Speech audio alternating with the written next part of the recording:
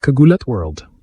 Si Alexandra Ayala, ang 20-year-old pride ng Pilipinas, ay nagbigay ng latest update na kapagpapaus sa lahat. Walang laban siya this week sa Catalonia Open dahil sa minor injury. Sa halip na maglaro sa Spain, pipiliin niyang magpahinga muna at mag-recover ng maayos. Ito ang tamang desisyon para hindi lumala ang problema at handa siyang sumabog sa Italy. Isipin niyo to, pagkatapos ng magandang laban sa Pavlyuchenkova at malapit na ranking boost, biglang may minor injury alert. Hindi ito yung tipong season ending, pero sapat na para i-withdraw ang entry niya sa Labisbal. Ang team niya, kasama ang coach, ay nagdesisyon na maging cautious. Clay ang kanyang favorite surface, pero kailangan din ng smart management. Bakit kinulat ang mundo? Dahil alam ng lahat na si Alex ay grinder. Lagi siyang handang mag-push, pero ngayon, pinili niya magpahinga. Ito ang patunay na mature na ang kanyang approach. Sa edad na 20, naintindihan na niya na hindi lahat ng tournament kailangang laruin. Mas importante ang long-term health para sa Roland Garros at buong 2026 season.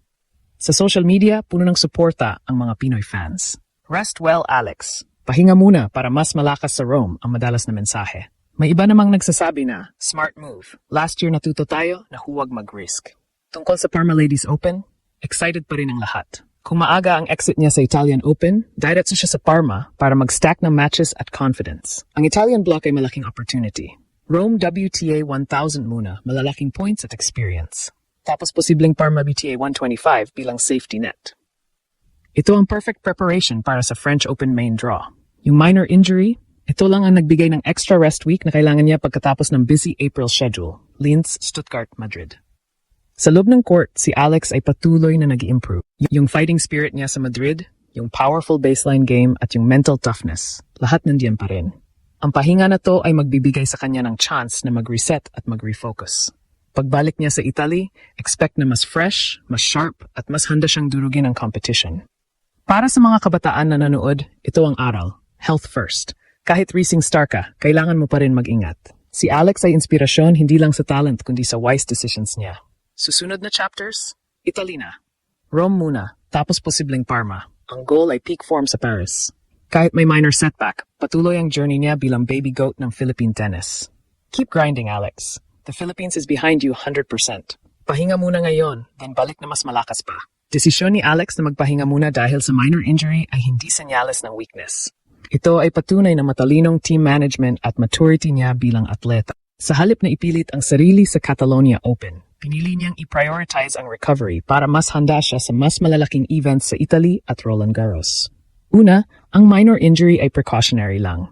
Hindi ito yung tipong nakaka-apekto sa long term, pero sapat na para magbigay ng warning. Sa clay season na puno ng sliding at high physical demand, madaling lumala ang maliit na bagay kung hindi aalagaan. Yung withdrawal sa Catalonia ay nagbigay sa kanya ng full week ng rest. Perfect timing pagkatapos ng Madrid at busy April schedule. Pangalawa, ang scheduling strategy niya ay napakatalino. Rome WTA 1000 ang main focus at ang possible Parma stint ay safety net. Kung maaga sa Rome, may dagdag na matches siya sa Parma para i-sharpen ang rhythm. Kung deep naman, may sapat na recovery time bago ang French Open. Ito ang kabaligtaran ng last year kung saan may gaps na nakasakit sa preparation niya. Pangatlo, sa mental at physical side, ito ay magiging turning point. Ang pahinga ay magbibigay ng fresh legs at sharper mind. Yung hunger niya na dudurugin ang field sa Italy ay mas malakas pa ngayon. Sa edad na 20, ang ganitong proactive approach ay nagpapakita na handa na siyang maging consistent top player. May challenges pa rin, posibleng maapektuhan ang momentum, pero overall positive ang dating. Mas maraming fans ang sumusuporta kaysa nababahala. Kung maayos ang recovery, ang Italian swing na to ay maaring maging best clay campaign niya yet. Sa kabuuan, ang latest update na to ay nagpapaalala na ang tennis career ay hindi sprint. Ito ay marathon. Si Alex ay nasa tamang landas. Pahinga muna ngayon, then balik na mas malakas at mas handa sa Italy. Fans, continue ang suporta. Ang baby goat natin ay patuloy na ginugulat ang mundo sa kanyang resilience at smart decisions. Alex ay officially walang laban this week. Iniwan niya ang WTA 125 Catalonia Open sa Spain, April 27th to May 3rd, bilang precautionary move para i-manage ang minor injury. Instead of pushing through, pipiliin niya magpahinga muna at mag-focus. See you in Italy na lang, simula sa Italian Open sa Rome. May 5, 5-17 at posibleng Parma Ladies Open pagkatapos. Ito ang pinakabago niyang update pagkatapos ng second round exit sa Madrid. Hindi ito major injury, Pero smart decision ng team niya na huwag ipilit. Clay season pa naman at malapit na ang Roland Garros. Better to rest now kaysa mag-risk ng mas malalang problema. Fresh from X at social media. Opisyal nang umatras si Alexandra Ayala sa 2026 Catalonia Open. Magpahinga ka muna at bumalik ng mas malakas. Tutok na sa susunod, Rome. Pangalawang sunod na taon nang hindi makakalaro si Alex sa Catalonia. Nakaka-frustrate man, kailangan niya pa ring makakuha ng mas maraming laban sa clay. Pero syempre, safety first. Ayon sa Business World, sunod na hantungan, Italy. Ipinagpapatuloy ni Alexandra Ayala ang kanyang paghahanda para sa French Open sa pamamagitan ng dalawang torneo sa Italy, matapos ang produktibong kampanya sa Spain. Maraming fans ang nagsasabi, pahinga muna Alex. Minor injury lang naman, mas okay ng sigurado kaysa magsisi. Kita-kit sa pagbabalik mo ng mas malakas sa Rome at Parma. Ang pinakabagong update kay Alex, ang kanyang pag-withdraw mula sa Catalonia Open dahil sa minor injury, ay hindi isang setback, kundi isang matalinong desisyon. Sa edad na 20 at nasa number 41 sa rankings, pinili niyang unahin ang long-term health kaysa pilitin ang sarili na maglaro ngayong linggo. Ang pahingang ito ay magbibigay sa kanya ng sapat na oras para makarecover bago tumungo sa Italy para mas handa siya sa matinding hamon ng clay season. Ang naturang minor injury na hindi naman seryoso ay dumating sa tamang panahon bilang reset matapos ang sunod-sunod na laban noong Abril sa Linz, Stuttgart at Madrid.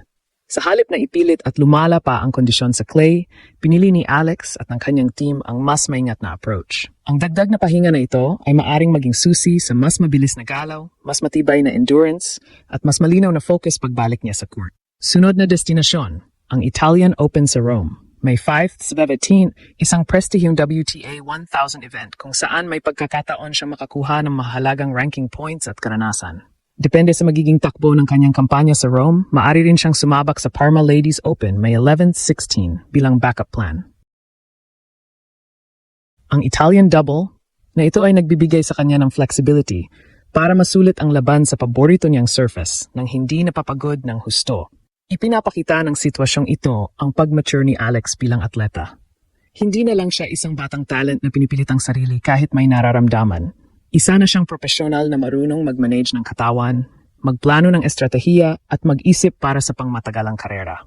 Buong suporta at pagmamalaki ang ibinibigay ng Pilipinas sa kanya. Kapag nakabalik siyang malusog at gutom sa panalo, asahan na mas malakas ang kanyang pagbabalik sa Rome at posibleng mangibabaw sa Parma. Hindi pa tapos ang clay season at abot kamay pa rin ang isa na namang mind draw appearance sa French Open. Laban Alex, pahinga muna ngayon tapos balik na mas mabangis pa sa Italy. The best is yet to come para sa ating baby goat. Tuloy lang sa pagningning at pag-abante, nakatutok ang mundo at kasama mo ang pusong Pinoy sa bawat hakbang.